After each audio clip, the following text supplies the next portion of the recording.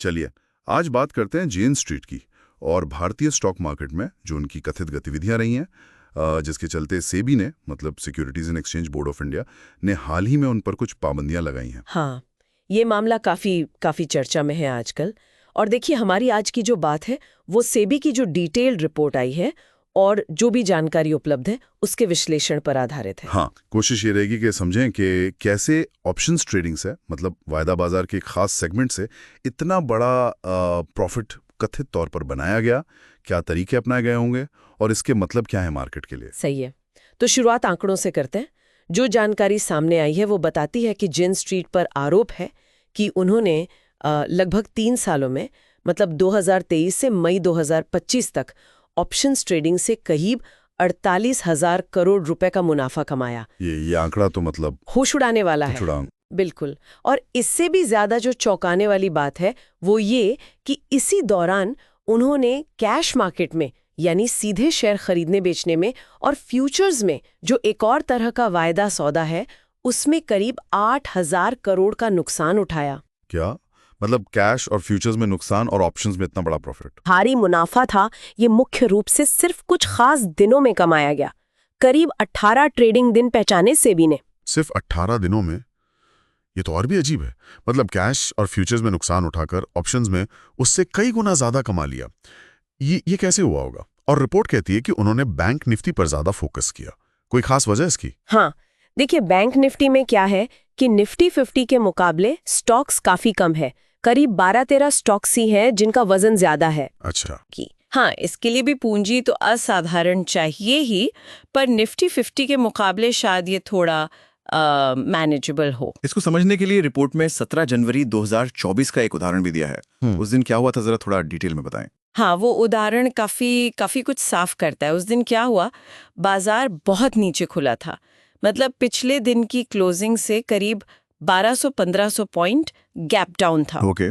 तो सुबह 9:15 बजे से 9:45 बजे के बीच मतलब करीब 35 मिनट के अंदर जेन स्ट्रीट पर आरोप है कि उन्होंने बैंक निफ्टी के जो बड़े स्टॉक्स हैं जैसे HDFC बैंक, ICICI, SBI वगैरह, उनमें कैश और फ्यूचर सेगमेंट में जबरदस्त खरीदारी की। जबरदस्त खरीदारी मतलब कितनी? खरीदारी इतनी ज्यादा थी कि उस 35 मिनट के दौरान जो कुल सौदे हुए ना बैंक निफ्टी और उसके स्टॉक्स में, उसका करीब 30% हिस्सा इन्हीं का था। अरे बाप रे, 30% वॉल्यूम अकेले उनका। इससे तो इंडेक्स में मतलब जबरदस्त उछाल आया होगा। बिल्कुल। इसी खरीदारी के दम पे बैंक निफ्टी करीब 700 पॉइंट चढ़ गया उस सुबह। अब देखिए, इंटरेस्टिंग बात क्या हुई, गैप डाउन खुलने से जो पुट ऑप्शंस थे, मतलब बाजार गिरने पर जो फायदा देते हैं, उनके भाव तो आसमान पर थे। हाँ। लेकिन जैसे ही ये तेज रिकवरी आई, उनके दाम एकदम से गिरने लगे। और दूसरी तरफ जो कॉल ऑप्शंस थे यानी बाजार चढ़ने पर फायदा देने वाले, उनके दाम उतनी तेजी से बढ़े नहीं। अच्छा, तो उन्होंने इस सिचुएशन का फायदा कैसे उठाया? मतलब खरीदारी करके इंडेक्स तो ऊपर ले गए, फिर? हाँ, तो जब इंडेक्स ऊपर खिंच गया तब उन्होंने ऊंचे स्तरों पर कथित तौर पर बड़ी मात्रा में ऑप्शंस के सौदे किए। मुख्य रूप से क्या किया, कॉल्स बेचे।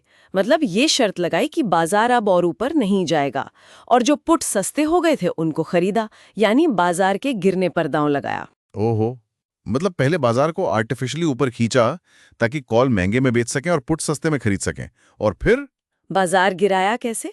फिर रिपोर्ट के अनुसार इसके बाद उन्होंने जो अपनी शुरुआती भारी भरकम कैश और फ्यूचर्स की पोजीशंस थी ना, वो 30% वॉल्यूम वाली, उसको बेचना शुरू कर दिया। अब सोचिए, इतनी बड़ी बिकवाली जब बाजार में आई दी तो क्या होगा? बाजार धड़ाम से नीचे गिरेगा। एग्जैक्टली। बाजार तेजी से नीचे गिरा। समझ गया।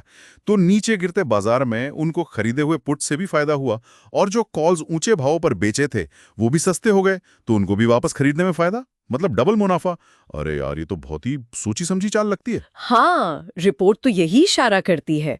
और उस एक दिन का ही कथित मुनाफा करीब 700 करोड़ बताया गया है। एक दिन में 700 करोड़? हाँ, तो रणनीति का सार यही लगता है कि कैश और फ्यूचर्स का इस्तेमाल सीधे प्रॉफिट कमाने के लिए नहीं किया गया। वो तो एक तरह से टूल था, या कह लें सेटअप था, जिससे बाजार की दिशा को अपने हिसाब से मोड़ा जा सके ताकि ऑप्शंस में मोटा पैसा कमाया जाए।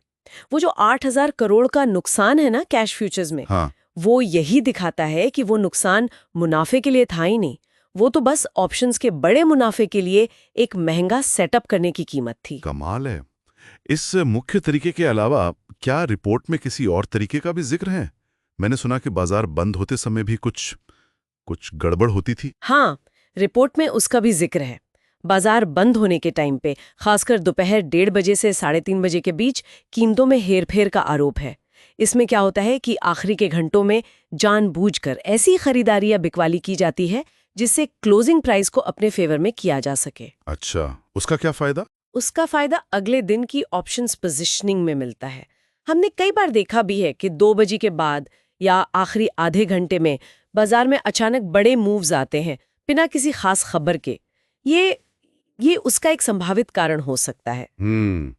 लेकिन एक सवाल मेरे मन में आ रहा है, क्या FIIs को, मतलब फॉरेन इंस्टीट्यूशनल इन्वेस्टर्स को, इस तरह की भारी भरकम इंट्राडे कैश ट्रेडिंग करने की इजाजत होती है? मुझे लगा था कुछ सीमाएं होती हैं। हाँ, आप सही कह रहे हैं। आमतौर पर FIIs के लिए कैश मार्केट में इतनी बड़ी इंट्राडे पोजीशन लेकर उसे उसी दिन स्क्वायर ऑफ करने पर कुछ नियम और सीमाएं हैं। रिपोर्ट में भी ये अंदाजा लगाया गया है कि शायद इन नियमों से बचने के लिए कुछ तरीके अपनाए गए हों।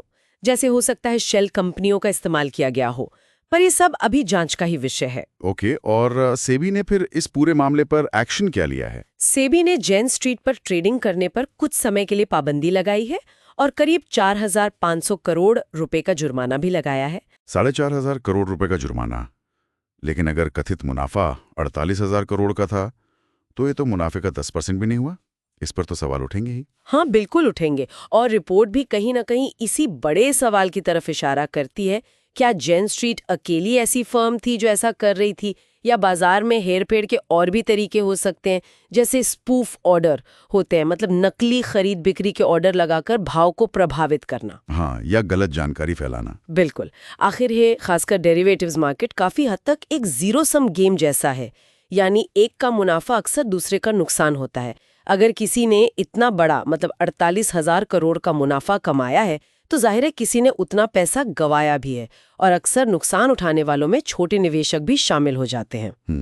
तो कुल मिला के ये कहानी यही है कि कैसे बहुत भारी पूंजी और शायद बाजार की कुछ कमजोरियों का फायदा उठाकर ऑप्शन से असाधारण मुनाफा कमाया गया, जैसा कि सीबी की जांच में सामने आया है। हाँ, बिल्कुल। और ये हमें एक बहुत जरूरी सवाल पे लाकर छोड़ता है, जो रिपोर्ट में भी कहीं ना कहीं छुपा हुआ है। सेबी की कार्रवाई जरूरी है, अपनी जगह ठीक है, लेकिन सवाल ये है कि क्या ये सिर्फ एक अकेले कंपनी का मामला है, या ये हमारे बाजार के स्ट्रक्चर में ही कोई गहरी, कोई सिस्टमैटिक कमी का संकेत है, जिसे सही मायने में पारदर्शिता लाने के लिए ठीक करने की जरूरत है। ये सोचने वाली बात है।